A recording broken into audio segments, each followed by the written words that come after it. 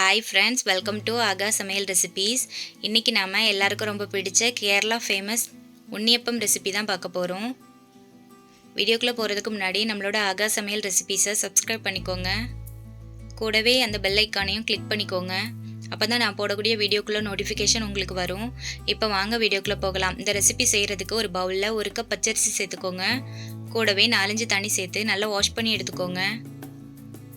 இப்போ அரிசி மூழ்கிற அளவுக்கு தண்ணி சேர்த்துட்டு 5 மணி நேரம் ஊற வச்சுருங்க. 5 மணி நேரம் நல்லா ஊறினா தான் உண்ணியப்பம் சாஃப்டாக வரும். 5 மணி நேரத்துக்கு அப்புறமா வேலைகளை செய்ய தொடங்கினா போதும்.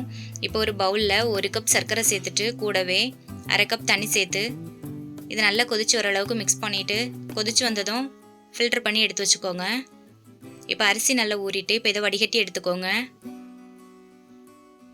இப்போ இந்த அரிசியை ஒரு மிக்ஸி ஜாருக்கு மாற்றிக்கோங்க. கூடவே நம்ம ரெடி பண்ணி எடுத்து வச்சுருக்க வெள்ளை தண்ணியும் சேர்த்துக்கோங்க. நான் வெள்ளை தண்ணி சேர்த்து கிளிப் மிஸ் ஆகிட்டு இப்போ இது கூடவே 3 பழம் சேர்த்துக்கோங்க. பெரிய சைஸ் பழம்னா 2 பழம் போதும். நான் சின்ன சைஸ் பழம் சேர்த்துருக்கனால 3 பழம் சேர்த்துருக்கேன்.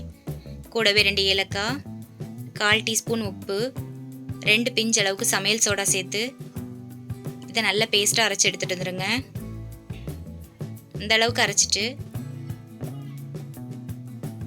இதை ஒரு பவுலுக்கு மாற்றிக்கோங்க.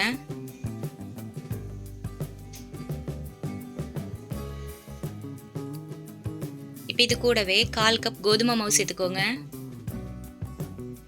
1 டேபிள் ஸ்பூன் எள்ளு சேர்த்துக்கோங்க. எள்ளை வறுத்துட்டு சேர்த்துக்கோங்க. இப்போ இதை நல்ல தோசை மாவு பதத்துக்கு மிக்ஸ் பண்ணி எடுத்துக்கோங்க.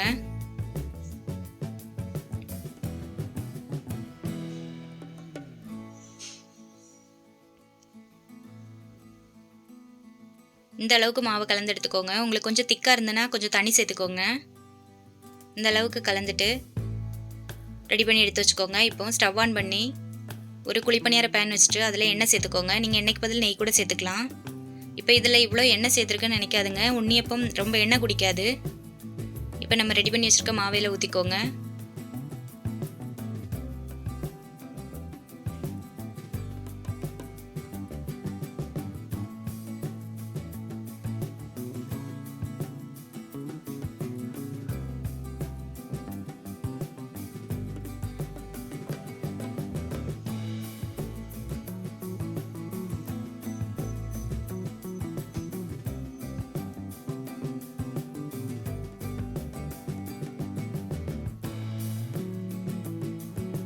இது 3-4 நிமிஷத்துக்குள்ளே வெந்துடும்.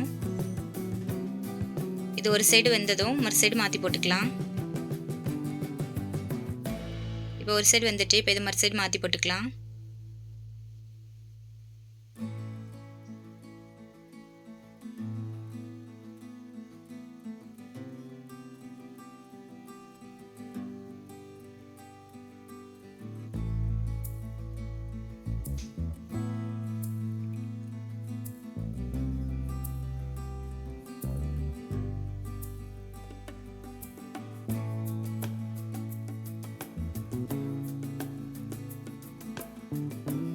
ரெண்டு சைடும் மாற்றி போட்டு வேக விட்டு எடுத்தால் நம்மளோட டேஸ்டியான உண்ணியப்பம் ரெடி. நான் சொன்ன எல்லாம் எண்ணெய் குடிக்காதுன்னு, நம்ம ஊற்றின எண்ணெய் அப்படியே தான் இருக்கும். 2வது பேட்சுக்கு இந்த எண்ணெயை யூஸ் பண்ணிக்கலாம்.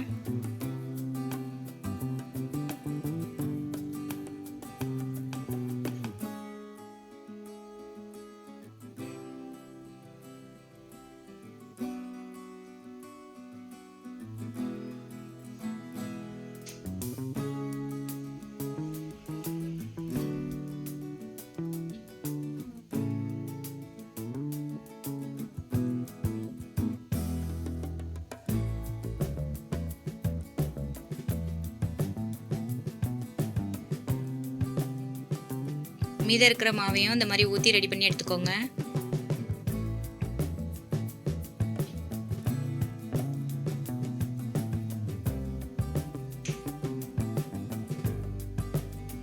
நீங்களும் இந்த உண்ணியப்பம் ரெசிபி ஒரு வாட்டி செஞ்சு பாருங்கள். உங்களுக்கு பிடிச்சிருந்தனா என்னோட சேனலை சப்ஸ்கிரைப் பண்ணுங்கள், கமெண்ட் பண்ணுங்கள், ஷேர் பண்ணுங்கள், லைக் பண்ணுங்கள். தேங்க்ஸ் ஃபார் வாட்சிங். பாய்.